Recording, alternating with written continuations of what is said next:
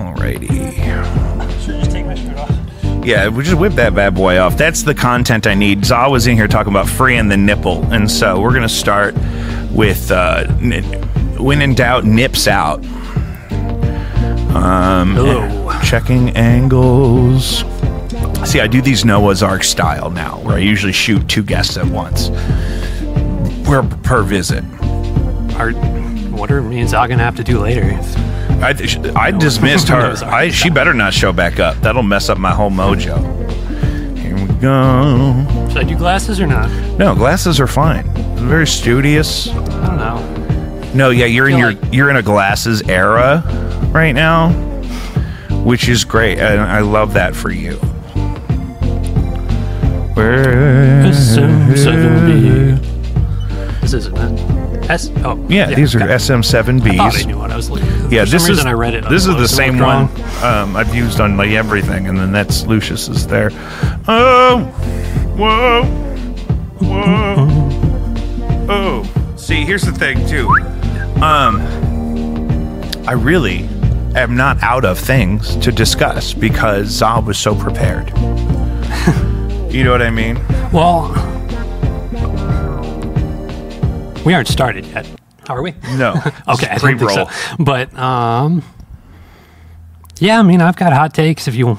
Okay. But guys, welcome back to Jacob V Weekly. As always, we want to invite you to check out Caddyshack of Hamel, Illinois, caddyshackil.org on the internet. Save a life or 9.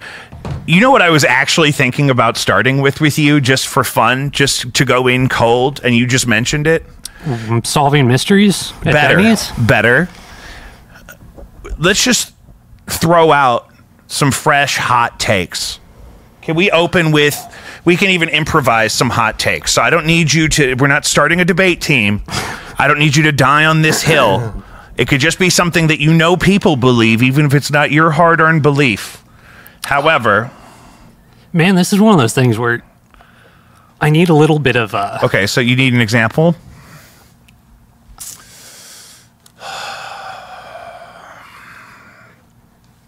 Lucius? Hot take. Scarlett Johansson ruined Ghost in the Shell. It has nothing to do with her being white. It has everything to do with corrupting the philosophical content of that movie. And, sorry, not... It's for the camera. It's not for the camera. Sound. Sorry. The sound sounds great. I'm just going to lock this up. Nestled in here. All right. What? It's not Scarlett Johansson's fault.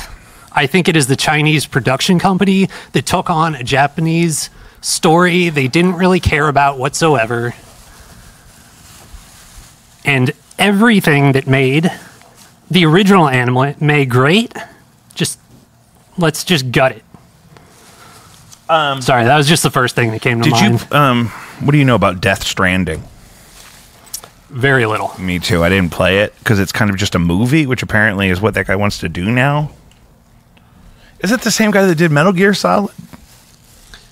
I believe it is. Kojima, Hideo Kojima. Yeah, he wants to make movies now, which sounds like a nightmare to me. I'm going to open these chips that Jeff brought right into the mic. Did your mother make these salsas? Yes. Oh, I love... Everything except the chips is homegrown. Really? You grew this at home? Pretty sure.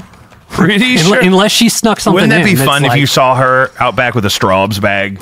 Mom, where did you get a Straubs? In Franklin County? You guys get all the tornado warnings. Yeah, and we live right on top of a hill. It gets wild. It gets very windy. Good? Oh, it's so lovely. And fresh. Okay, so and then what's in this one? That one's without cucumber. That's just plain, pretty much like pico de gallo salsa. But all homegrown. Yep. Privately, see, this is exactly... That's what I do. Zah and I were talking about the preparations that you can do to be more sustainable in your life. And growing your own produce is one of my favorite ways. I love when people are doing it. I don't do it. It's a tough thing. Because sometimes, some years, you just try to do it, and then it's like raccoons break into your shit and steal everything, and you get nothing.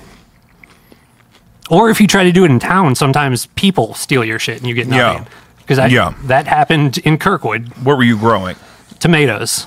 Somebody just like... Somebody came out there. Pretty sure. On your property. Well, because used to live right next to a church parking lot where, like, very easy access. People couldn't even see our house a lot of times. They just, like, I don't know, if they thought it was a neighborhood garden or something. That would be a great site for a neighborhood garden. Yeah. I'm sweating like crazy, sorry. No, you're fine. I carried a cooler in. Yeah, you're good. You're good. I'm so glad you did. I had no idea your mother made these lovingly from produce she grew herself. I'm assuming you helped. I did. And that watermelon is pretty much my dad's doing. So is he working on making them longer? He likes them long? I don't think he had any say in that, other than buying the seed for the watermelon that does that.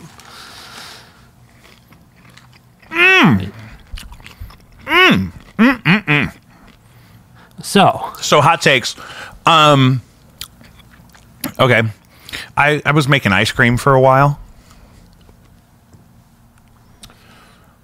I'd say professionally.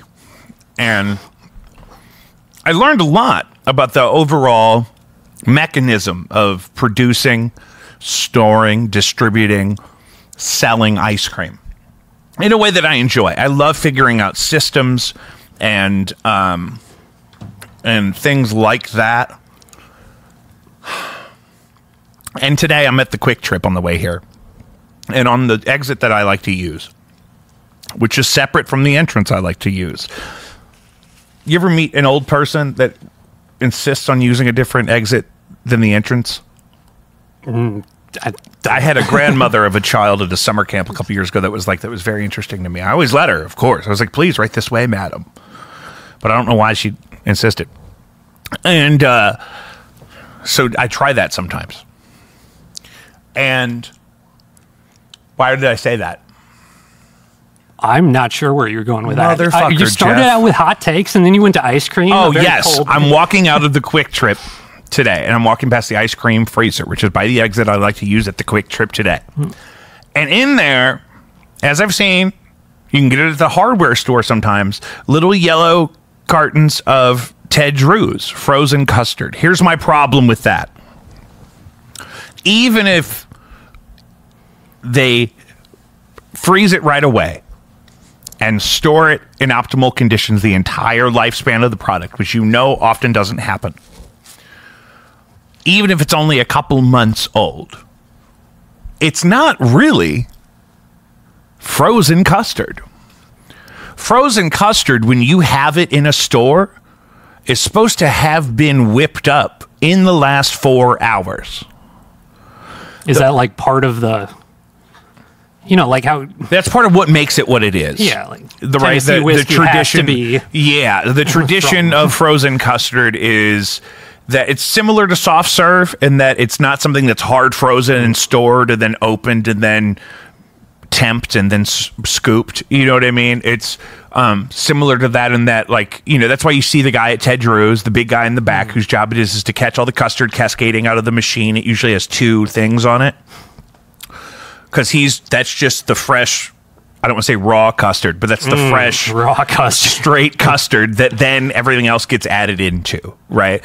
So if even really, for real, dead ass, even if that frozen custard in the freezer at the Quick Trip on Kings Highway, which is treacherous this time of day, even if that was delivered there by Ted Drew's this morning, it's not really frozen custard.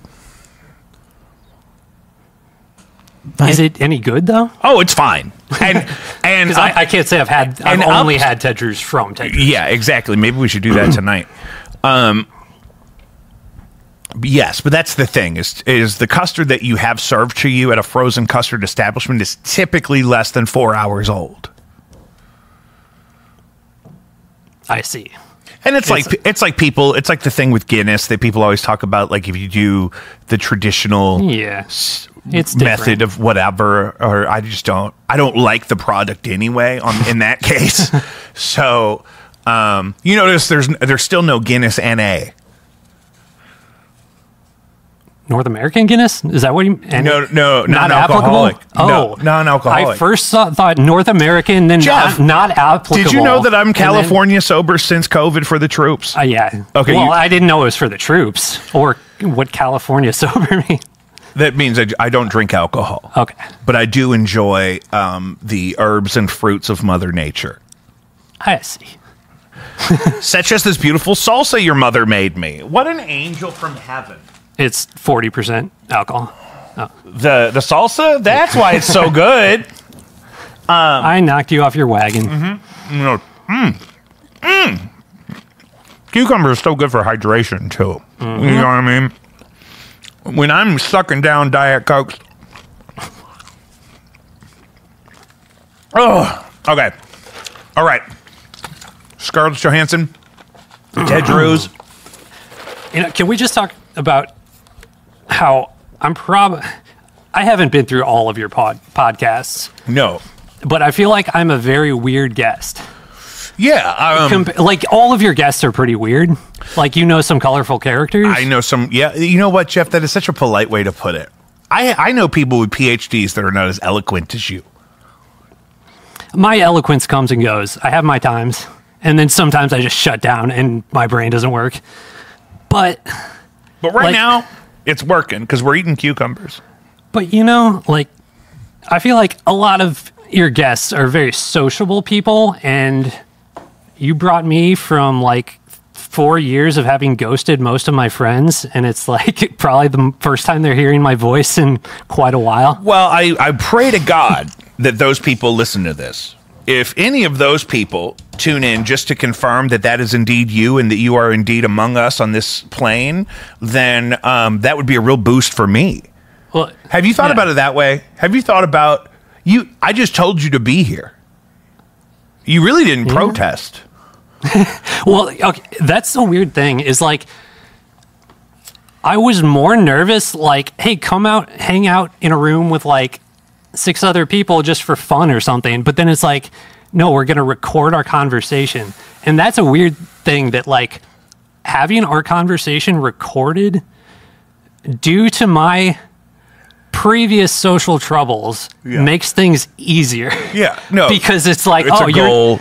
You're not, we're not going to come back later and you're going to say another thing happened. It's no, I can pull up the recording and there's a lot of pointing going on right now. That's exactly what they want. They want us to welcome in the police state so we feel safe. It's like we're wearing a body cam, but pointed inward. Selfie cam. Body self. We're working on the term still. We're in beta. We're in beta of this right now. It's kind of, it's a combination of Wayne's World and The Truman Show for me. My content journey. I find that when I have guests that have a very specific thing to promote or to talk about or whatever, it's harder because they're not prepared to talk about anything else. Yeah. And so the more people overthink it and over prepare, the harder those conversations are. Whereas, I don't know that if we weren't doing this, that it would have even been that easy to convince you to make the journey. You know what I mean? Because it was do you just would have come over? We're why? What are we going to do? Is somebody going to show up? Yeah. What's going to happen there? What are we going to watch? Are you going to make me watch season 5 of Supernatural? Please don't put on. I've already seen it. I could watch it. I've watched it again 3 times. I'm plowing through. I think I'm up to 8 now. I just have to know what happens to Castiel. Cass is the man. I love Cass. That's one of my favorite moments in television history is when he just blows through all the demon signs and Dean's just what are you? I'm an angel of the Lord. Yeah. Most badass. Yeah. Because when they don't even know there are angels yet. Yeah. Yeah, that's the thing. That's what because I was just getting sick of the arc of. Can you explain why we love that show? Because the past 3 people I've talked to about it don't know what I'm talking about. It's kind of hard to explain. I feel like I haven't seen this show hardly at all, but I feel like before Supernatural, Buffy the Vampire Slayer. I used to watch it every morning. I didn't watch it like that, but it had a good. It was on FX in the mornings before I went to school. Well, it had a good amount of humor to it, didn't it? Like, it's a campy thing, and that's part of what Supernatural does so well. Is like not only these long plot lines, but it's like the consistently funny like jokes and shit. Things you're surprised when to you hear. develop character relationships over a long period of time like that. You have the privilege of weaving humor throughout the more serious components that maybe define the show more, or the film, or whatever. And also, like, did you watch Charmed? No. Woo! I love Charmed. The only time I ever ended up watching Friends is if I was first watching Charmed, and then Friends was all that was on afterwards. What's the news, Lucius? Did something just come out about Matthew Perry? Because I keep seeing memes about Matthew Perry. Speaking of Friends, not that I'm aware of in this moment, but I'm going to look it up. Oh, thank you. That I think I saw something like he paid $50,000 for 20 vials of ketamine, which doesn't sound like a good ratio. Even if ketamine was made out of gold. I guess I would have no idea. You see what I mean? That's why I don't mess with that shit. It's all from Satan. Sorry, I can't. When I have fresh produce. There's probably like 5 different kinds of tomatoes in there. Oh my. Something like that. Maybe more. It's a festival of nations. So, did you ever see Dogma? Once, quite a long time ago. Because a lot of the Catholic dogma, I guess, that's referenced in that movie is kind of seems to be the base for season 5 of Supernatural. So maybe they didn't really consort with the Bible at all. Maybe they just watched Dogma with Ben Affleck and Matt Damon and Janine Garofalo. Maybe. I don't recall Dogma nearly well enough to... Oh, God, it's a masterpiece. I found it on YouTube the other day. It's not out anywhere. I have cried more in the last 2 days from watching a Chinese movie called Better Days than I have in the last, year prior. Fantastic movie. Better Days. What's that about? It's about... the movie starts out with, a very blunt, anti-bullying message, but it is, one of the most brutal anti-bullying / romance movies I've ever seen. Okay, so it's like John Wick. Can you I don't know. Can you do me a favor? Can you compare it to John Wick? How would it compare to John Wick? Mm-hmm. Would you say it's better or worse than John Wick? I think it's a better movie. Well, do you think artistically speaking? Yeah, it takes a lot for me to just have tears streaming down my cheeks for 2 hours of 2 hour and 15-minute movie. Yeah. That's kind of a special thing. John Wick is great. I loved it, but it didn't make you weep openly? No. Okay. All right. Are we going back to Matthew Perry? Matthew Perry. There are 5 people that are being charged with... that's what's recent. Yeah, that's what everything's been talking about. Yeah, they're not called.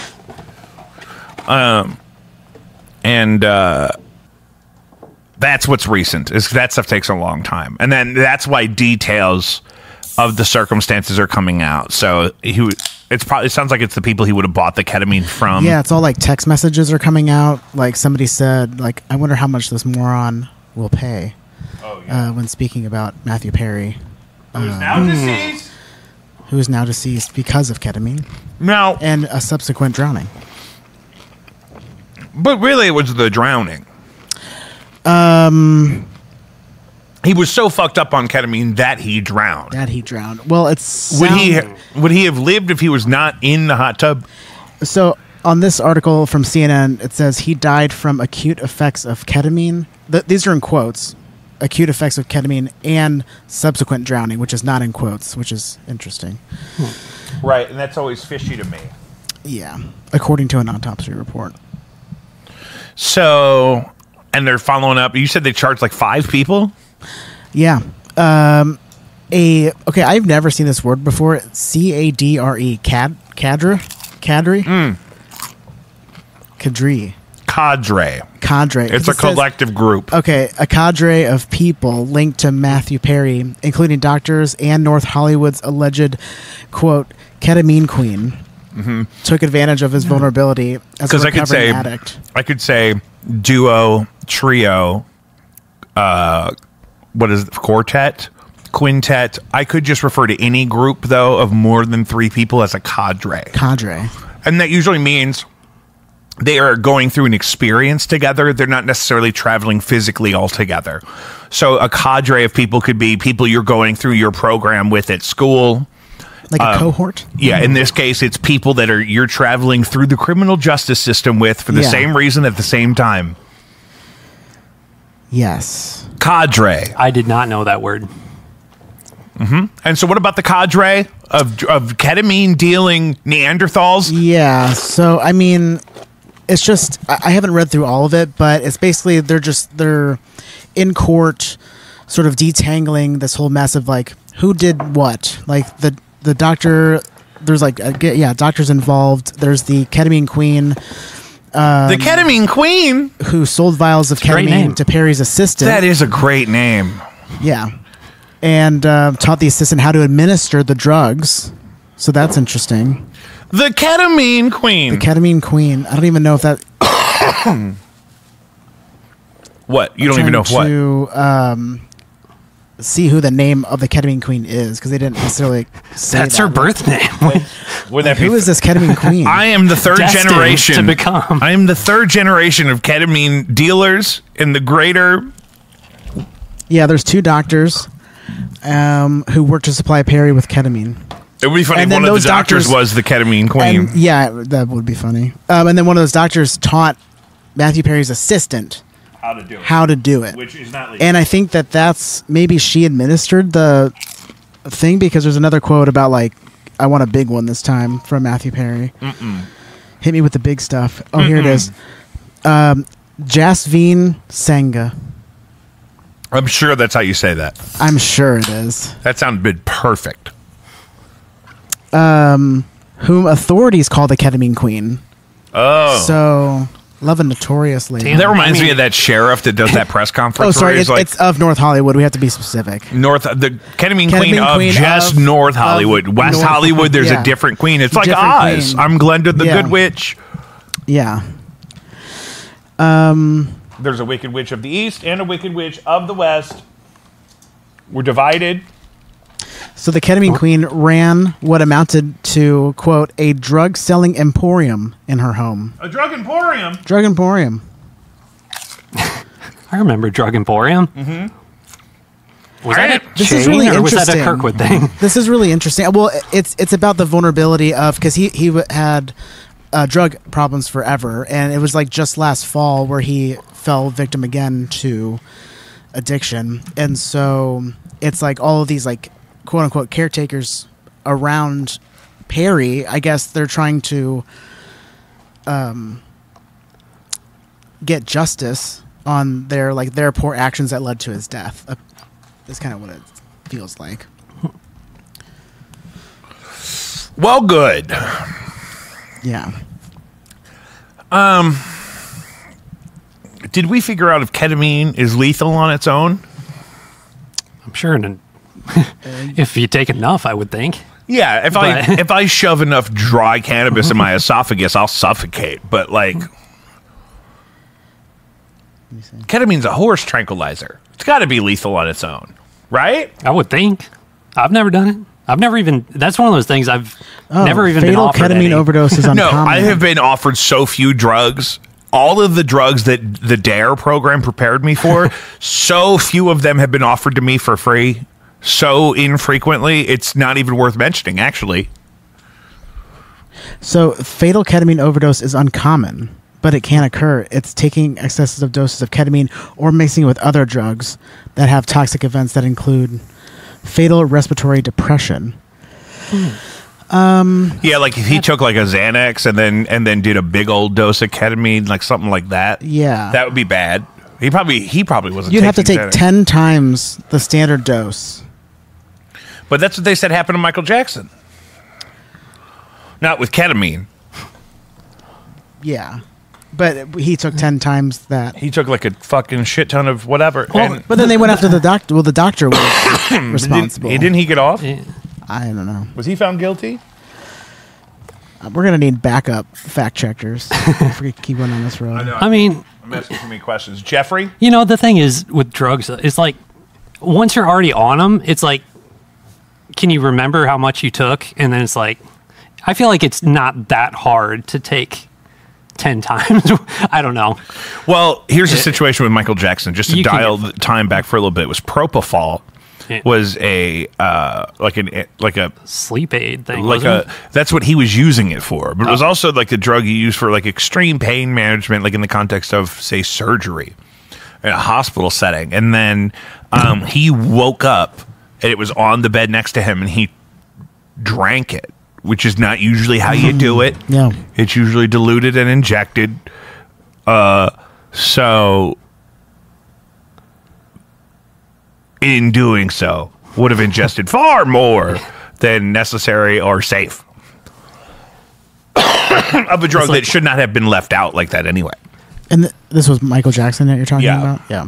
Yeah, and so, but ketamine, I mean, that's one of those gray area things. It's like, you know what I mean, like on its own. This is such a great area because Matthew Perry literally was like, give me a big one this time But of ketamine. of ketamine.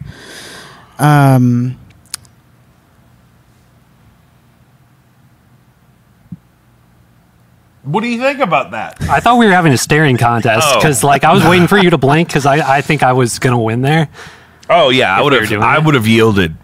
I yield. I would yield in that case. I think he had the best comedic timing of anybody on Friends. So Yeah, I That's definitely kind of preferred him to Joey, yeah, and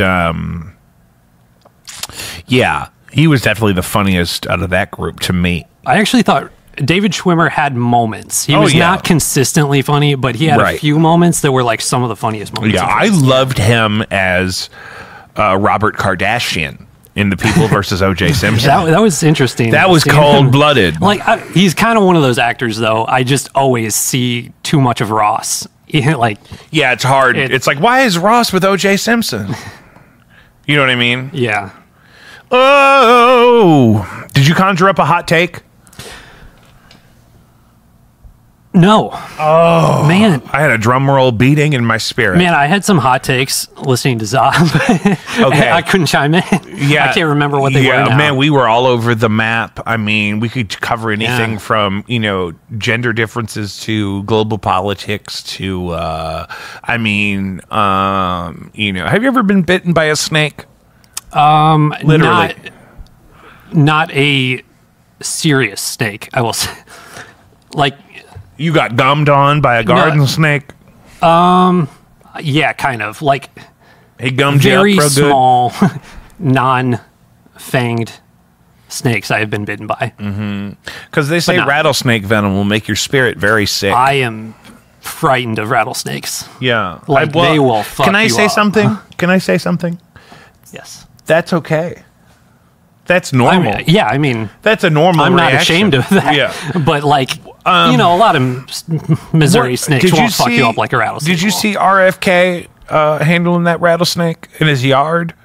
Mm-mm. You don't spend much time online? I do. It's just like I'm always watching Targeted. K-pop videos or something. Yeah, okay. Yeah, so I'm this- very like if you open up my Instagram, it's like half of it is like K-pop idols, and then the other half of it is like covert narcissism abuse, like support. Yeah, the self-help. Yeah. Okay. So, can you talk to me about the enduring or emerging power of K-pop and what it has to offer the audience? Okay. Well, part of why I like the K-pop model, and by that, like, they certainly do a lot of copying of our style in a way, but like I feel like K-pop took the boy band girl group thing of like the NSYNC Spice Girl days, and they just never left. They just kept doing their group like oriented music, whereas the American kind of thing went more towards solo artists. And the thing about pop music in general to me is I think it is much more of a team group effort than most of your solo artists want you to know. And like, when a group, like, I don't think Beyonce, with her 72 different writers credited on Lemonade, I think it's something like that, is like hogging all the spotlight for herself pretty much. And like a K-pop group of 9 tightly choreographed people who are saying this is a group thing, we don't do it without one another, even though they're not maybe shining a light on the writers behind the scenes, it's still a more honest portrayal of what is happening within the pop industry, I think. That's brilliant. What do you make of the... It seems... what do you... Oh, wait, I've got another hot take. Oh, good. Because that's what Lemonade reminded me. What if... Careful, Jeffrey. Careful.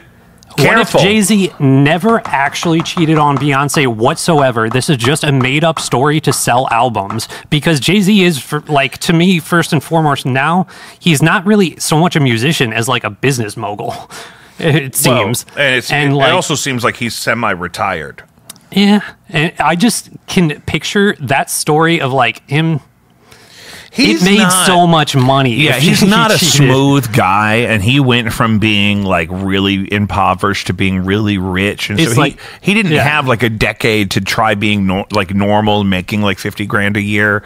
You know what I mean? It was, and I'm not saying I think that's what happened, but I'm saying I could see a possibility where that whole story is made up to sell tons, like keep them both relevant.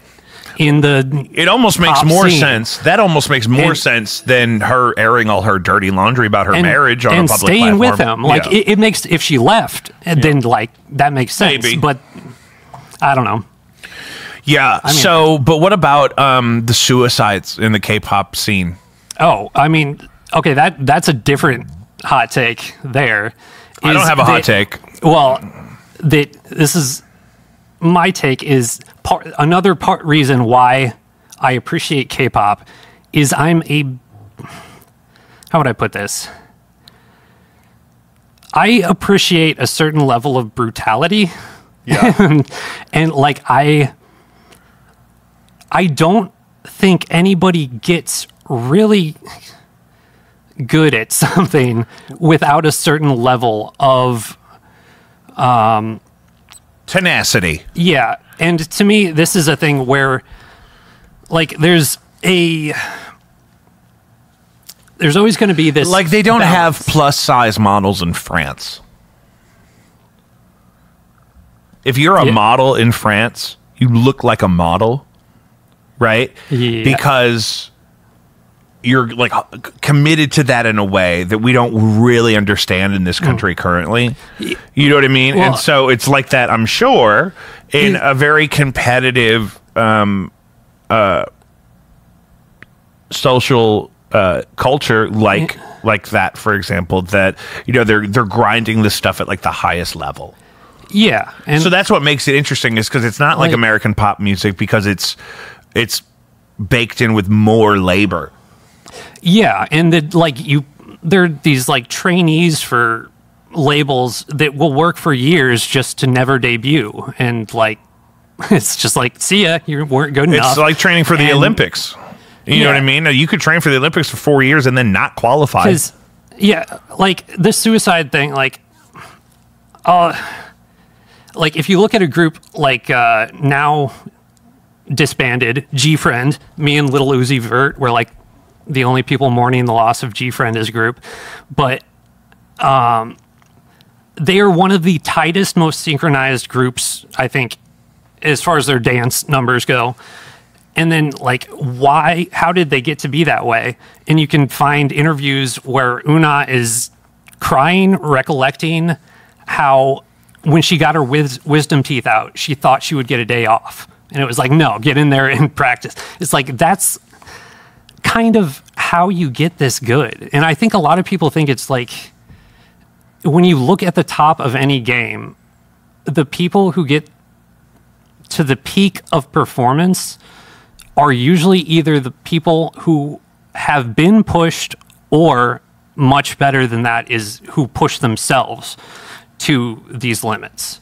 And I think a lot of people will not push themselves to those limits. So other people try to, like, I mean, that shouldn't be happening. And I think that is where the suicide, the whole unhealthy thing, is a proper culture of like working for the sake of working. But also this is the other thing that is so challenging for Americans to understand too, is that other cultures have different perspectives on life and death and suicide and work-life balance and all of these different issues too. So to try to, maybe it's a shitty and colonialist of me to even ask the question that broadly, but it's part of a symptom of, like, here, pop artists, it's not as common for them to commit suicide because they can just cancel their tour dates and go to rehab.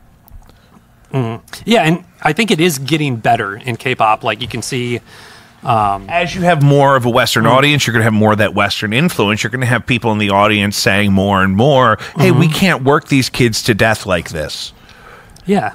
Right? And later, we've had, like... Who... Are there, like, mogul guys in Korea that are in charge of this stuff? Yeah. And that's another thing, like there are several big companies, but one of the ones I am most loyal to listening, like taking in their content, is JYP Productions or JYP Entertainment. Not a sponsor. No, but thank you for agreeing. I stand twice. Yeah. No sauna, no life. But like, is looking at these companies, and JYP, his artists re-sign with him. Or even if they don't, they still continue working with him. And that is not the case with other companies. Yeah, so you try to look out, like, who do the people on the inside, like, who's treating people nicely? Yeah. Who's, you know, if people only work with somebody one time and then never again, maybe that's a bad sign. Yeah, like G-Friend was a group that R.I.P. disbanded. They may be back someday. Are you going to share?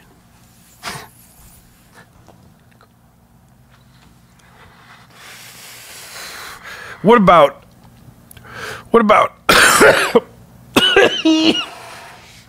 Panic at the Disco? Do you think they broke up just so they could do a reunion tour?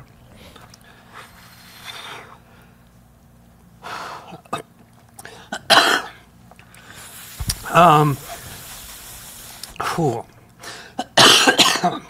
1 second. Got that. Okay, so Panic at Disco, first of all, one of the most incredible live performances I've ever seen. That's why I asked you. Yeah, incredible. I don't know that they broke up for that reason, though, because I read some interviews with Brendan Urie, and I don't know. He's kind of I don't think I'd want to be in a band with him. Because, like, there's this interview that came out with him where people were celebrating this interview because he talked about, like, being bisexual. And it was, like, the, like, LGBT, you know, everybody was, like, clinging to this article of, like, look at this guy coming out. But then I read the article, and he talks about how his guitarist would get uncomfortable with him kissing him on stage, and then he seemed to continue to do it. And it's like, that's not cool behavior to like. Well, it's also like push yourself. It's also like the Kevin Spacey Like- thing. It's like those are not equal. Like Yeah. your actual It's- sexuality has nothing to do with somebody else saying that a behavior of yours was offensive to them in some Yeah. way. You know what I mean? It's- They're not connected. Yeah, it was just one of those things where everybody seemed to focus on like 'Cause it that would be- part of like, cool, he's bi or whatever, Yeah. but it's like Because it would even the other things he's talking it would about be are more not really- obviously salacious if it was a female presenting guitarist. Like people would be like, well, you can't just kiss people that have told you not to kiss them. That's crazy. Am I crazy? Mm-hmm. And I've done so little of that. I have kissed so few people that didn't want me to kiss them. It's not zero, but it's low. I've never been beaten over it, so I feel That's like good. I feel like I'm on the right side of history. I just need a C minus, but it's a good lesson. Don't be out there But, yeah. kissing people, because then you won't have a band anymore. If you kiss them all when they don't want you to.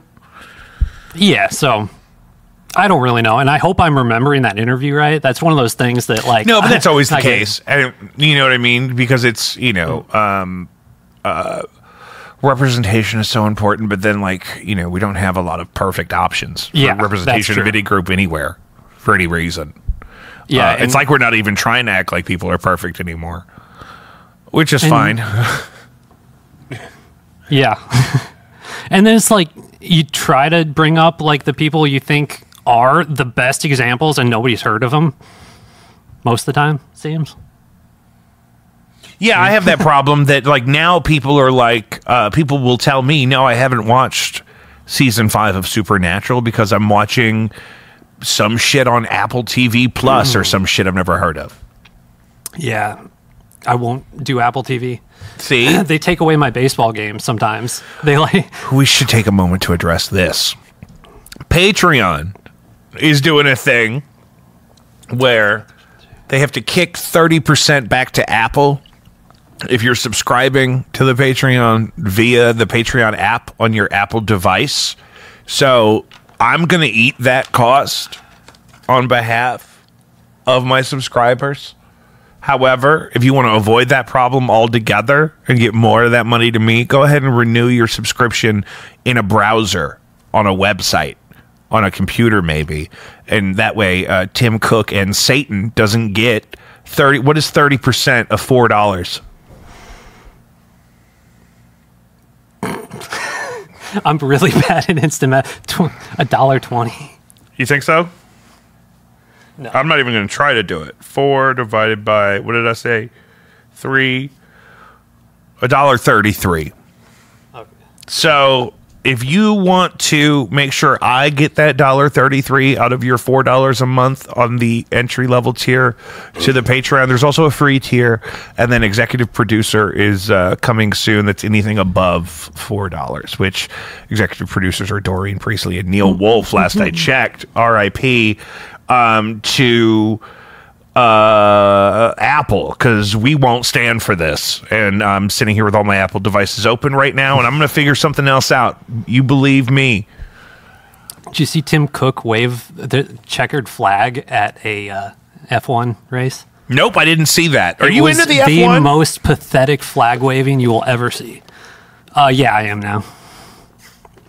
What do you mean now? I wasn't. I'm not a long-time fan, but for the last couple of years, I've been following. Who are you following? Was there a specific driver that got you into it?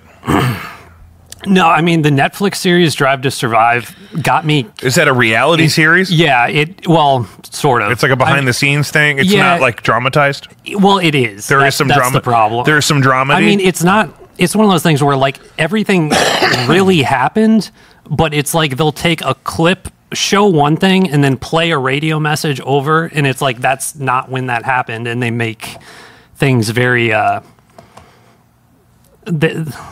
twisted. They twist things for their storylines. Yeah, they make it more narrative, I'm sure. Yeah, which is understandable, but I don't watch that anymore. But I kept watching F1. You got into the as a racing sport. part because of that. Well, that's Yeah, good. 'cause That's it's- probably the goal. They say, well, yeah, let's Yeah. contribute to the production of this dramatized version of what we do to bring people into the actual thing. That sounds like perfect conversion. Yeah, and in a way, them, like, Netflix not explaining shit about how F1 works made me go to YouTube and, like, find somebody who will explain it, like, what makes a legal overtake or not. And it's like, yeah, so I guess by starving me of information, they really did kind of help me to dig. Is that a thing that operates in seasons, or is it kind of... So what time of year is F1 happening real big? Well, we're just finishing up the summer break now, which is like a month-long break in the middle of the season. And I can't remember which race is next, but it's... The Walking Dead used to do that. Or is it next weekend? Who are you rooting for? In F1? Yeah. You don't know any of the people, do you? Not one. As a team, I like Williams, kind of. I'm hoping they're on a... I like James Fowles. I like Alex Albon. But did you see my episode with my friend Bree? She does an MMA podcast, and so we had. I saw clips from it. I meant to go back and. People love the clips. It's great. It's great. I'm thinking maybe we should shoot the show in 9x16 from now on, and just put it. Eventually. Yeah, I've been meaning to do a live... Oh, fuck. I got a live stream this weekend so I don't lose my TikTok privileges. You got to follow the show on all these different platforms where you find these clips. They exist everywhere. If you just subscribe on all of those, I look like a fucking genius, so please. Please. Jeff knows where we are. We're at Jacob V Weekly on Instagram. Jacob V STL on YouTube. I finally got enough watch time to update my goddamn title of my shit. It was just my last name for a decade, which is dumb. We're on X. We're on motherfucking Facebook. So TikTok, of course. But yeah, Bree was here. We did a whole like 20-minute MMA segment. I just had to let her go. I just had to trust her. You could have made all those names of those racers up. I should have. I missed my opportunity. You missed an opportunity there. See, if you were more familiar with the inner workings of the show, you would understand that that was unnecessary. A level of accuracy and specificity that was unprecedented. Really. What did I want to show you? Can I tell you something? Yes. People are obsessed with RFK and this bear. Do you know about this? I can't say I do. Have you heard this? You don't know about RFK and this bear? You know who RFK is? I thought I did. Okay. You thought you did until he had a bear? Yeah. RFK. His thing is, he tells people too much shit. You remember Gary Johnson? Yeah. It's starting to remind me of that. I'm not watching Stephen Colbert right now. He dumped a dead bear in New York City's Central Park. Stayed in a group of people, up in Goshen, New York, up in Hudson Valley, and I was supposed to meet them there at like maybe 8 or 9. Oh, great.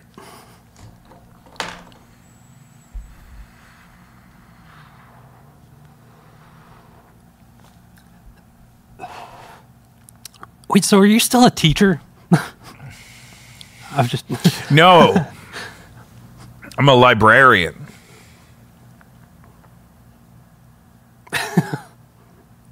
Sorry. Oh, please. Did my iPad die? My iPad died. Well, so the story is RFK Jr. was taking some people falconing, which is already a red flag for me. And then apparently stumbled upon the carcass of a small bear that was struck by a driver. And then he took the bear and he was going to dress it, meaning he was going to carve out the good parts? Yeah, and then separate the hide and whatnot from the corpse. And but then apparently he ran out of time and he didn't want to leave it in his car and he had it with him in New York City. Somehow he made it all the way into the heart of New York City with a dead bear in his truck. And then he dumped it in Central Park. And then we only know this because he told us on video. I think his son is one of his in-house videographers, and it's kind of a problem because we get some leaks. Wait, so he dumped it in a lake, though?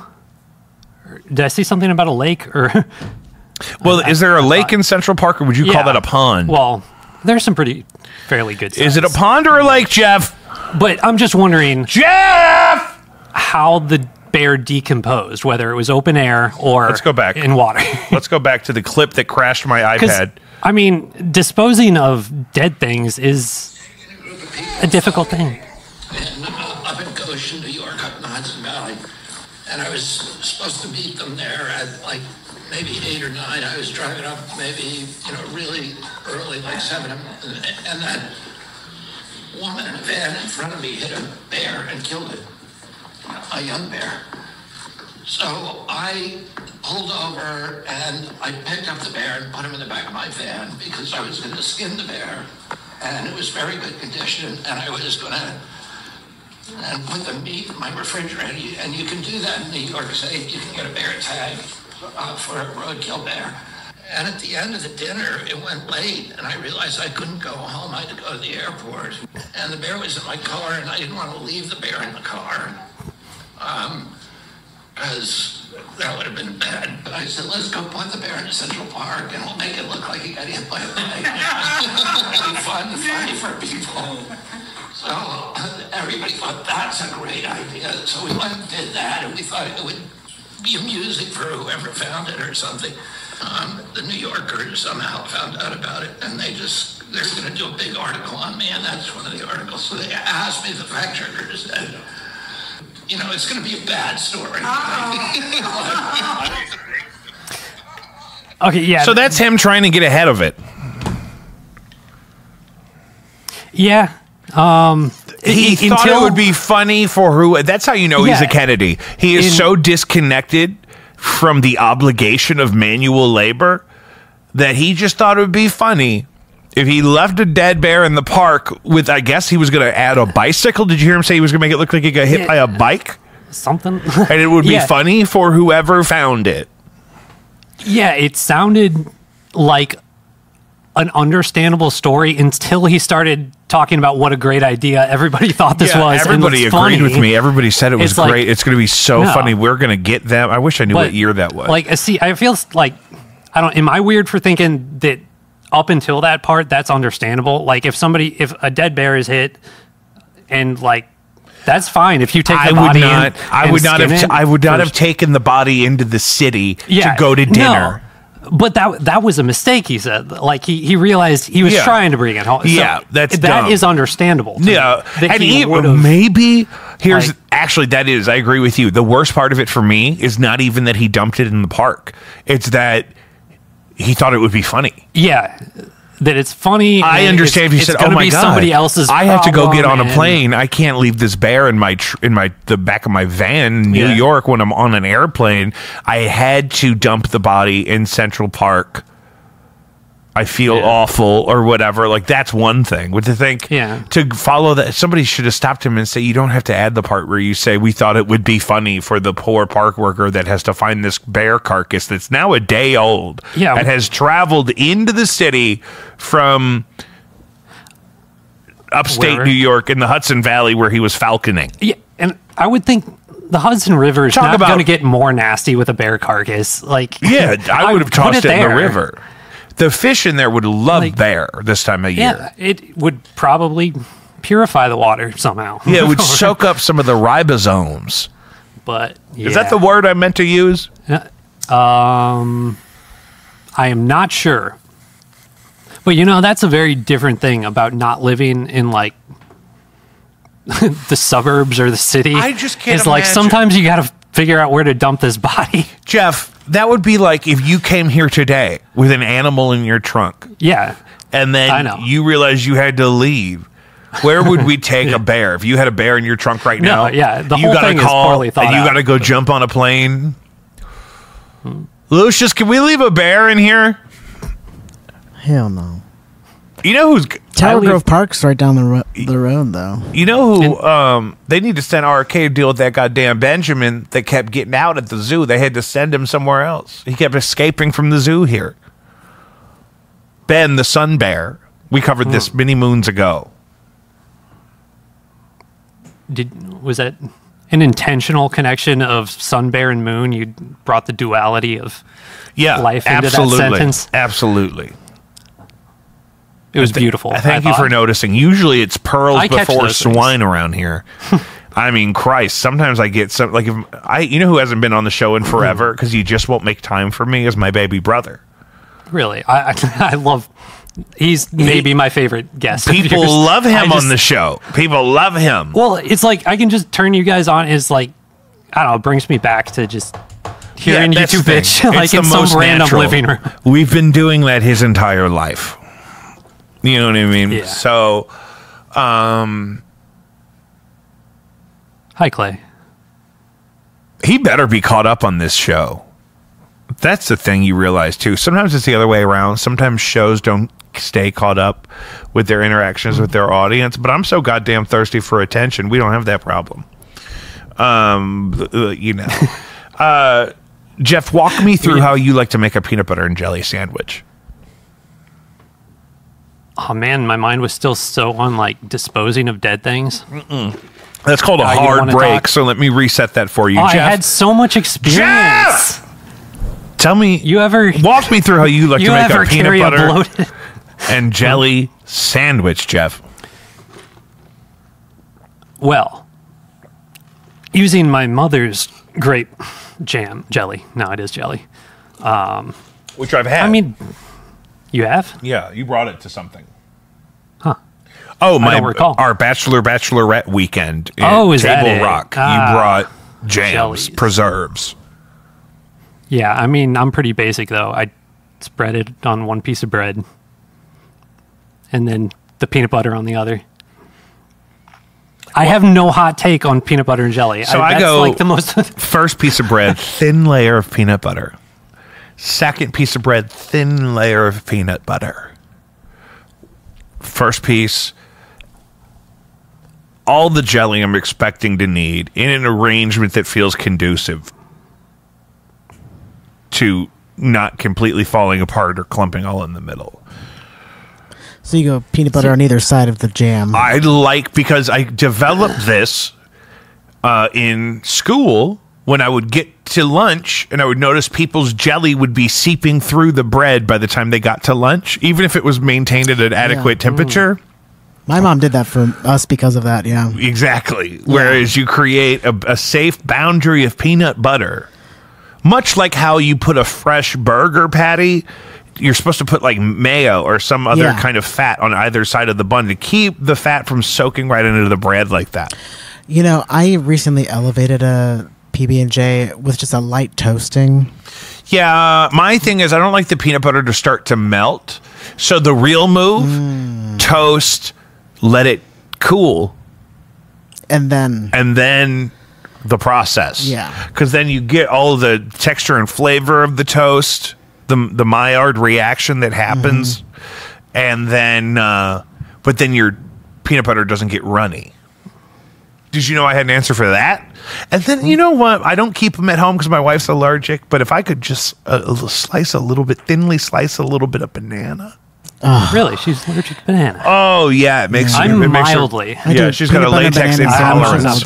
Yeah, she's got a food-based latex intolerance. She also doesn't really eat a lot of avocado. I was just about to ask that because avocado is worse for me. That makes my throat scratchy and itchy for an hour. Oh, that's not her reaction. That is funny, but you're probably allergic to the same component. Yeah, it's not like I need an EpiPen or anything, but it's uncomfortable. But you avoid it for that reason. Yeah, which is a bummer because if you want a vegan smoothie, those are both great avenues on your journey. Well, and banana is mild enough a reaction that I just down a banana really fast and then I chase it with Fritos or something and it just kind of scrapes and absorbs whatever to the point where it's no longer a problem. Training my body to accept banana. Yeah, I think that's what she said too, is that it would take some working up to for certain. Yeah, a little fresh banana on a PB&J. I also love any alternative preserve or jam. I'll even go strawberry, raspberry, blackberry a is a good one, I blackberry think. with the seeds in it, bitch. If you can get it, that's like when you get the Amish butter. It comes in the wax paper, and sometimes you can still, in the log of Amish butter, you can discern the old lady's handprint still in the butter because it's folded by hand. My dog has dog treats that are like have these wads on them, and you can tell they're just like squeezed by some like Chinese. What is your dog's name? Buster. Buster. How old is Buster? Oh, Buster is very old now. He came as a stray, and he was like a year and a half-ish when we got him, and he's probably pushing 13, maybe 14 now. Yeah, Lewis is 11. Still healthy? Yeah, for the most part. He's on an anti-itch medication now. My dog need Apoquil. Yeah. Get that Apoquil. Is that what that is? Are you on the reward system for Apoquel? Because it's a very expensive drug. Is it really? Yeah, Apoquel. it's like over $2 a pill. A pill? Yes. Oh, Birdie used to be on Apoquel. I don't look at the receipts. It's my wife's dog. Are you serious? Yeah. Yeah. My old dog was on it, and it was like, when he needs it, I'd give him an Apoquil, because... Yeah, Birdie had an issue with like itching like in her ears, and like she would even scoot a lot actually. She would scoot down the hall and then make a left and continue scooting like a freaking drag racing her ass. The old boot scoot boogie. Yeah. My God. And give me a sec. I'm conferring with the spirits. Did you like the other day how ready I had my Bionicle end pedal? Ready. I must have saved that because when you held that up, I'm like, where'd you get that? Because I've been looking at that. The real blessing here, is what are you looking forward to, Jeffrey? Oh, that's a question right there. Because, like, I don't have an answer for that. And that's kind of been, like, an issue. Yeah, this is exactly why I bring this up, because it is the hardest question to answer for a lot of my guests. Because, like, as I mentioned earlier in the program, that like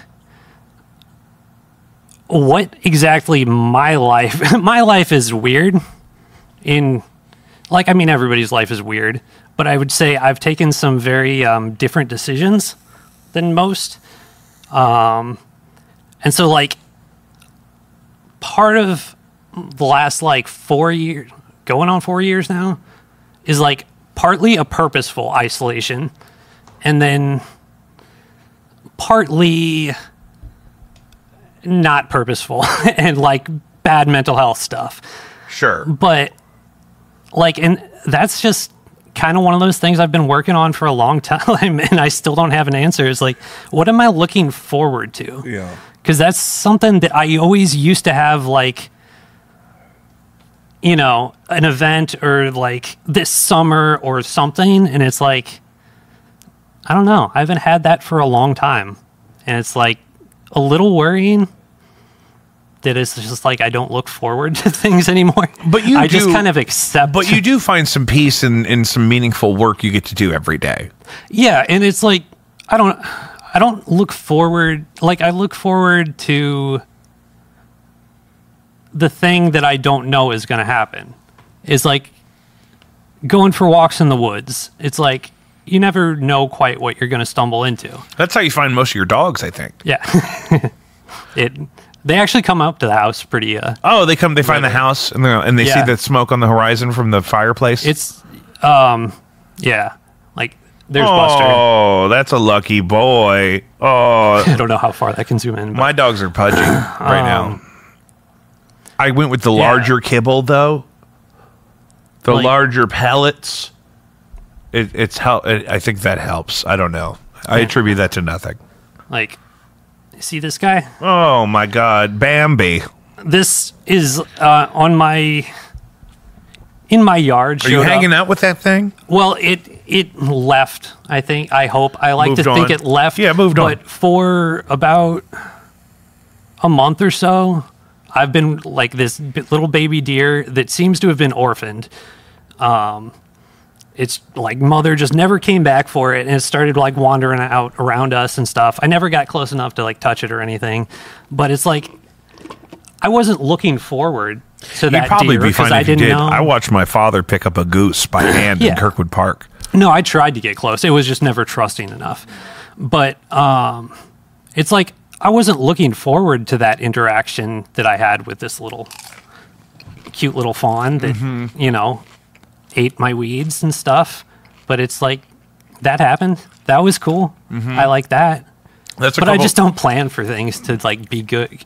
I feel like whenever I plan for something and like look forward to it, it just disappoints me. You're saying and I that get wrecked. you prefer the natural, spontaneous, unexpected, positive experiences that are woven through life because they can be positive, independent of, you know, the anticipation and the anxiety and the disappointment that's associated with something that's really planned out. Yeah, like I was a part of your wedding party. Right. Can you smell your scent? I don't know. The Versace? It was Varvatos, John Varvatos. That during my isolated period, I missed at least 2 friends' weddings and did not really even explain why, because I'm an asshole like that kind of. But also, you know, you're not living right down the street, and well, you know, and really weddings, having had one, the people that really need to be there are like the older people throughout your family. You want your friends to be there, but it's not make or break. Yeah, and it's really hard. Like, I am bad with confrontation, conflict. Yeah. And I don't like to shit on things people are excited about. Yeah. And it's like, when is ever the right time to talk about, like, how,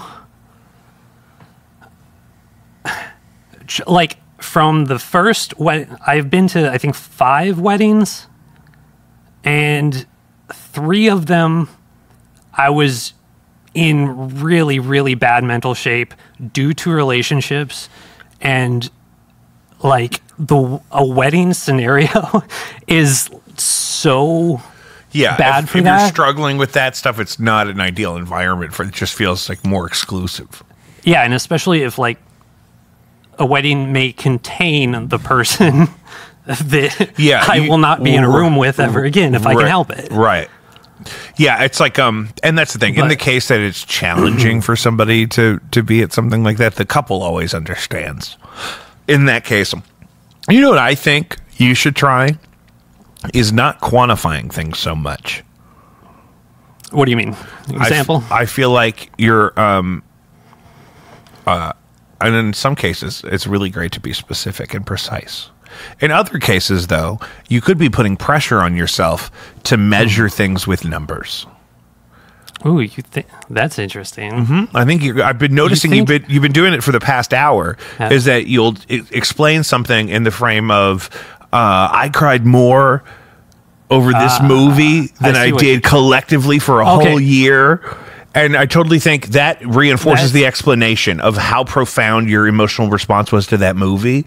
But in other cases, just reflect on, and you don't have to have an answer for me, but are you putting pressure on yourself in your brain to put things in measurable number form? Because that's not always necessary, especially in your lifestyle. I don't think, I would say I'm much more, to me, from the inside, the way I'm thinking about it, which is, of course, biased and, you know, messed up because you can't observe yourself too clearly a lot of times. This is good for that, though. To me, it's like, I don't think I'm quantifying in numbers. I think I'm more doing a relative. Yeah. Like comparing it. Like, I definitely comparisons, but I don't, because I like to think I'm very against They say comparison is the thief of joy. I think not comparing yourself to others and other things and other experiences is how you also lock yourself in a cycle of non-growth, though. It's probably a spectrum. I think, yeah. I think I can definitely, like, I don't know. And it depends on what you're comparing it to, because there's so many comparisons, like things normal people compare, like just don't mean shit to me. Like what? Well, this is a safe environment. For instance, like my grades in school. Oh yeah, is like that is a normal thing that people say they need to be here, and it's like, why? I don't. Why are you doing that to yourself? Because it's like because why are you following that the conversation person that starts tells with you to do it to yourself? Like an honest reflection on the statement, I didn't ask to be born. Right? You're telling me I have to come here, and that's fine. But the homework part is excruciating. And I think everyone's going to have a better time if we just don't do that part, right? But that's not an option you were given. Yeah. Well, yeah. And because the expectations are so high, but the supports, especially then, were not in place, even like they are now. Yeah, and to me, you're obviously an eloquent and literate guy. You know what I mean? But that's the thing is, back in like middle school, high school, I wasn't. I mean, I would say I had that skill, but I didn't have the courage to use it in a lot of ways, and it becomes very complicated too when you're asked to explain yourself. And like part of the reason I can talk today is because about those experiences is because of like the philosophy I've read in between then and now. Sure. But the teacher wanted me to explain things before I had they weren't teaching me the language to explain myself. The things you needed to explain. And then they were taking up all my time, so I couldn't even search on my own because I'm so tired from not sleeping and then being made like. Oh, and the pylon. Oh, it's crazy and we're just. I mean, and that's just one class in that example. Yeah, and that's the thing too that I think I hate the course system. load's crazy. Yeah, the system of having like one teacher, like. Going from one teacher that is my entire day, pretty much, and for somebody like me that very much struggled to make like trusting relationships with these people. And then it's like now you've got 8 people in an hour each day. And especially if those relationships turn negative, then it's like, yeah, that teacher asked me. And then it becomes self-perpetuating. A little thing. And it's like, yeah, I feel like teachers might not realize that. I mean, they probably do to some, but it's like there are bad days where it's like 5 of my teachers wanted to talk to me that day about how I'm not measuring up. It's like some days are fine, but some are like, man, that was not coordinated and it just literally destroyed my self-esteem. And and it's like, well, it's overwhelming because you don't have the equipment to deal with all that pressure on your own. Well, and then it feels like a cadre of evil, a cabal of mischief. And, one of the things that I'm still like puzzled as to how to talk about it is within the school experience is like the different levels of classes that they provide and how to talk to people who were like, it started at Tillman. We had the REACH program, which was like a gifted students. I don't know what the language they use is now, but like talking to people who didn't get that class about the things we were given that were extra. And it's like, they don't want to believe that like, it's like whenever intelligence comes into the picture, it's always, and like, it's more comfortable talking to you about this because I think you're an intelligent dude. Yeah. But it's like, it gets very uncomfortable when it's like, somebody who I think maybe isn't. And it's like, because I don't know, that's the weird thing, like with grading to me is like, okay, if you put kids the dumb kids are like special ed. The regular kids, there's like this big regular kid class, and then there's like the gifted kid classes, advanced or whatever. And then you tell each of them that like an A means you're doing great. But the really dumb kids are like the ones who understand these other classes that are happening above them the least. And so like that is their class is like all that exists. Yeah, it's a problem of transparency, And then, and they're assuming that if you are not doing something that you can't do it, or that or they're assuming that if you have a D in this class, it must be because you are intellectually challenged in some way, which is not necessarily like a inhibited maybe even, and that's not necessarily the case. Yeah, and where this gets into like teacher interactions is I think it gets very weird when you test kids at the beginning of the year to like see their potential or like where they currently are. And I felt like I would test very well at the beginning of the year, and then that would lead my teachers to expect this high bar. And it's like all these kids who tested like total idiots, it's like they got the easier way through. Because they were compliant. And they turned stuff in. Yeah. And that I don't, like, talking about why I tested well at the beginning of the year is like, the prior 3 months, I was training either on my own or according to my household. Yeah. And then you take me and you put me in this other training program, and then I'm not doing as well. Yeah. But you don't want to look at like giving me more freedom to do what I was already doing when I was testing so well at the beginning of the year. That's such an interesting perspective. I could talk to you for hours about that, but these Getting cameras long. are literally about to die. We're at an hour 20. Right. I'm at 7% battery. So let's call this to be continued. All right. Before, one more thing. I just wanted to say to two people. If you shoot me, it'll be so good for the ratings. I don't use guns though. Oh, okay, good. I'm all 6%. I may hit you with like a Holy Ghost. this chair. Oh yeah, that'd be. Oh.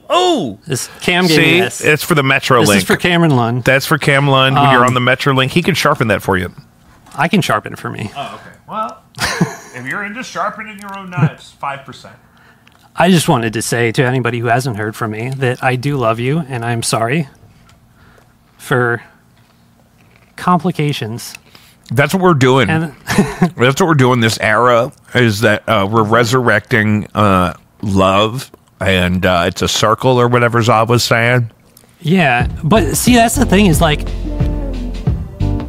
reconnecting with people. It's like, hey, I'm not going back to some of this shit though. It's like, that wasn't me and you misunderstood. I'm sorry. Yeah. Well, it's nice too. Some distance also makes the petty shit easier to move on from. And so I need you to take that into your own life. 4% battery. Jacob V. Weekly.